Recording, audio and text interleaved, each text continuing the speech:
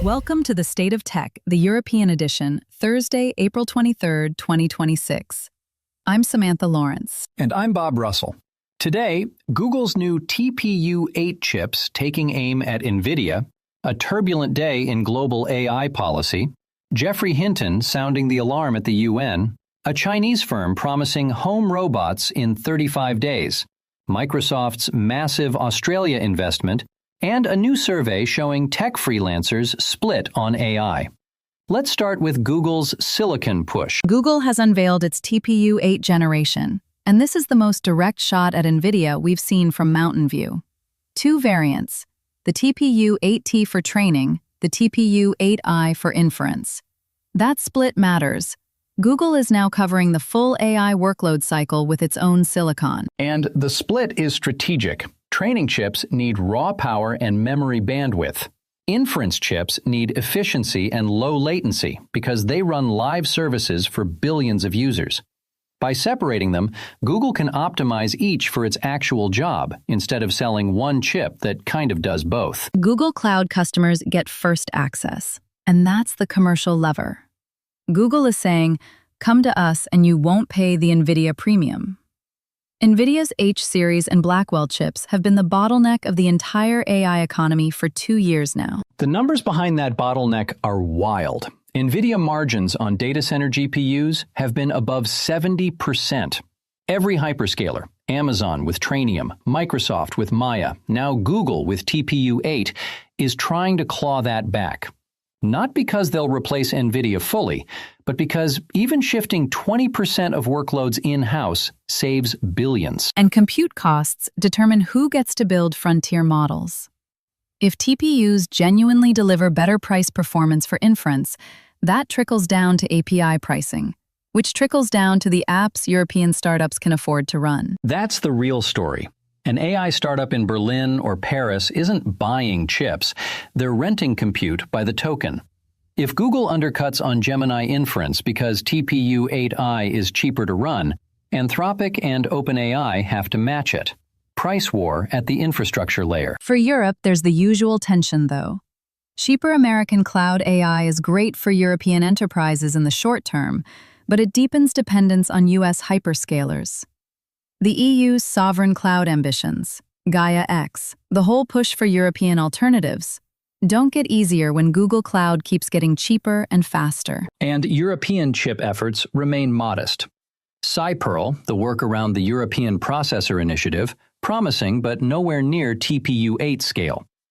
Competition between Google and Nvidia helps European buyers. It doesn't help European builders. On to a tangled policy day. In Washington, the House Foreign Affairs Committee advanced the bipartisan Match Act, tightening semiconductor equipment exports to adversaries. And in parallel, the Pentagon reportedly labeled Anthropic a security risk over its AI kill switch policies, threatening to blacklist the company from military contracts. The Anthropic story is fascinating because it flips the usual narrative. Anthropic has built its brand on safety, constitutional AI, responsible scaling policies, the whole Dario Amodei message. Now the Pentagon is saying, your safety features are the problem, because we can't have a model that refuses orders. A kill switch in this context means the ability to shut down or constrain a model's behavior in specific scenarios. The Pentagon wants AI it can fully control. Anthropic wants AI it can constrain on ethical grounds. Those two positions are not compatible when the customer is the Department of Defense. And meanwhile, Google launched Workspace Intelligence, Gemini-powered, going directly at Microsoft Copilot in Enterprise. So while governments tighten the screws, commercial AI keeps accelerating. That split is the defining tension of 2026. The Match Act matters because semiconductor equipment, not just chips, but the machines that make chips, is where the real choke point sits. ASML in the Netherlands, Applied Materials, Tokyo Electron. If the U.S. tightens export rules, European equipment makers get caught in the middle again. ASML has been here before. Every round of export controls means new licenses, new compliance costs, and lost Chinese revenue. The Dutch government has pushed back, but mostly ends up aligning with Washington. For European regulators, the Anthropic episode is a credibility test. The EU AI Act explicitly requires safeguards on high-risk systems. If the U.S. military pressures firms to strip those safeguards, European rules become a refuge for safety-focused AI, or an obstacle, depending on who you ask. And European defense ministries will face the same dilemma.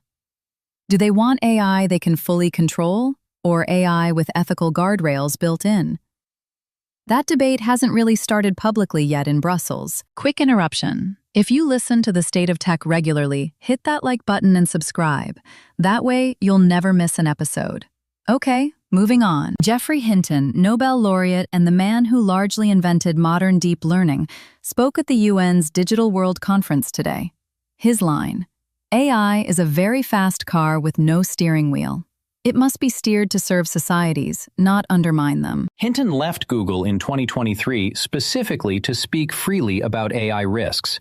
Every intervention since has pushed harder on regulation. What's new today is the venue, the UN, and the timing. A UN scientific panel report feeds into the global dialogue on AI governance in July, with all 193 member states at the table. This is the closest thing to a global AI framework we've seen. The global dialogue isn't binding, but it sets norms, and norms matter. They become the reference point for national legislation.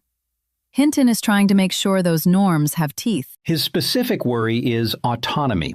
Models that set their own sub-goals that optimize for outcomes humans can't fully inspect. He's been consistent. The path from today's frontier models to systems that act without meaningful human oversight is shorter than people realize. And there's a real gap between people who work on AI capabilities and people who work on AI alignment. Hinton keeps pointing out that the capability side is funded at hundreds of billions, while safety research is a rounding error. That imbalance doesn't fix itself. Industry will argue self-regulation works. Hinton's point is that you don't let car manufacturers decide if seatbelts are necessary. You legislate. And the UN track is where that legislation gets its intellectual grounding. For Europe, Hinton is basically endorsing the AI Act's philosophy. The EU has been criticized for regulating too early, but Hinton's argument is, too early is better than too late.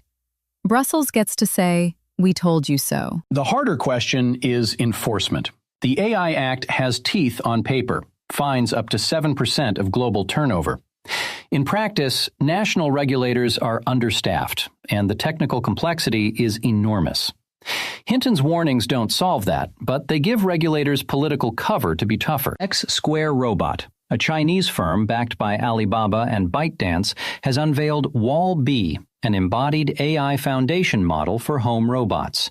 The headline claim: deployment in everyday households within 35 days. That timeline is aggressive enough to be either a genuine breakthrough or a marketing moment. Embodied AI has been the hardest problem in robotics. Factory robots do one thing in controlled conditions. Homes are chaos. Toys on the floor, pets, kids, unpredictable lighting. Wall-B is the first full implementation of what X-Square calls the World Unified Model: vision, language, action, and physical prediction in one system. Physical prediction is the interesting bit. The robot simulates what happens next before it moves. That's how you pour a drink without knocking over the glass. Tesla's Optimus, Figure, 1X, Unitree. Everyone is chasing humanoid or semi-humanoid home robots. What separates them now is the model, not the hardware. The bodies are converging. The brains are where the competition sits. If X-Square actually ships in 35 days, even to a limited pilot, that's a milestone. Consumer electronics robots like Roomba are narrow function. Wall-B is being positioned as general purpose, which is a completely different category. And the Alibaba ByteDance backing tells you about market access. Those platforms put hundreds of millions of Chinese consumers in reach overnight. Scale at home first, then export. Europe has strong industrial robotics: KUKA, ABB, Universal Robots in Denmark. Consumer embodied AI? Basically nothing at X-Square's scale. Another category where Europe watches from the sidelines. And regulators haven't written rules for autonomous robots in private homes. Privacy. These things have cameras and microphones constantly. Liability. If the robot breaks something, who pays? Safety. What if it misjudges around a child? GDPR covers some of it. Most of it is uncharted. Microsoft has announced its largest ever global technology investment, 25 billion Australian dollars, about 18 billion US, committed to Australia by the end of 2029.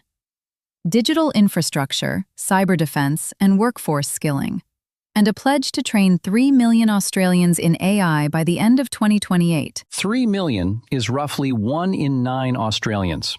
That's not a training program. That's national infrastructure. And it triples a previous Microsoft commitment, which tells you how quickly the AI skills gap is being priced into strategy. The investment is backed by a Memorandum of Understanding with the Australian government, aligned with the National AI Plan. That's the template. Tech giant plus sovereign government, big number, workforce component to make it politically defensible. The infrastructure piece is data centers and cyber. Australia is a strategic location for U.S. tech firms. Stable, English-speaking, Five Eyes partner, decent power supply. Cloud capacity there serves all of Asia-Pacific. You get your infrastructure built, your data residency solved, and a pipeline of trained workers. In exchange, the host country gets jobs, investment, and AI capacity. Both sides need each other. And the skilling number is the part that diffuses political backlash. Governments are under pressure about AI job losses. Microsoft saying, "We'll train 3 million people," is a direct answer to that pressure. Europe has fragments of this. Microsoft investments in Germany, France, Spain.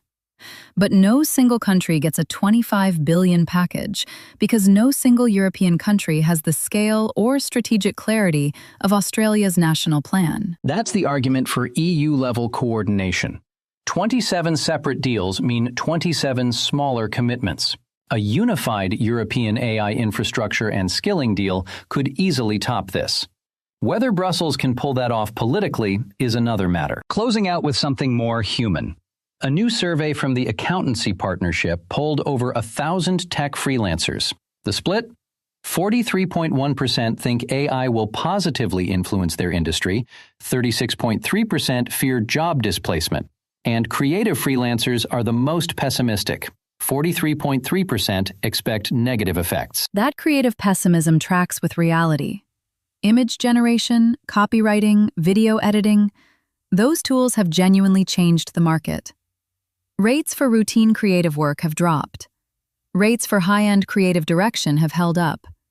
AI flattens the middle. The split is almost 50-50 optimist to pessimist, with a nervous middle. What's interesting is that freelancers who've actively integrated AI tools tend to be in the positive camp. The ones who haven't aren't. Adoption equals confidence.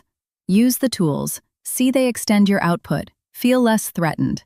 Avoid the tools, watch clients ask about them in briefs, feel the ground shift. Across the EU, self-employed and freelance workers are tens of millions of people. If a third of them genuinely fear displacement, that's a real political and economic signal, especially in creative hubs. London, Berlin, Amsterdam, Lisbon. The encouraging reading. AI literacy and prompt engineering training change outcomes. Freelancers who upskill charge more, not less. The discouraging reading. Upskilling costs time and money freelancers often don't have. Most EU training programs and subsidies assume an employer-employee relationship. Freelancers fall through the gaps. If Europe wants its gig workforce AI-ready, that infrastructure needs rebuilding for people who don't have an HR department. And the cultural bit. Freelancers are individualists by definition. They don't join big training programs. Any solution has to be bite-sized, on-demand, and genuinely useful from day one. That's a design challenge, not just a funding one. And a nice note to end on. The freelancers who are thriving are the ones treating AI as a colleague, not a competitor. Today we covered Google's TPU 8 chips taking on Nvidia, U.S. export controls and the Pentagon versus Anthropic, Hinton's UN warning on AI regulation, China's Wall-B home robot reveal, Microsoft's $25 billion Australia deal, and tech freelancers split on AI's impact. Want to know more or react? Visit stateoftech.eu or email us at info@doorsetters.net. State of Tech, the tech world in 15 minutes.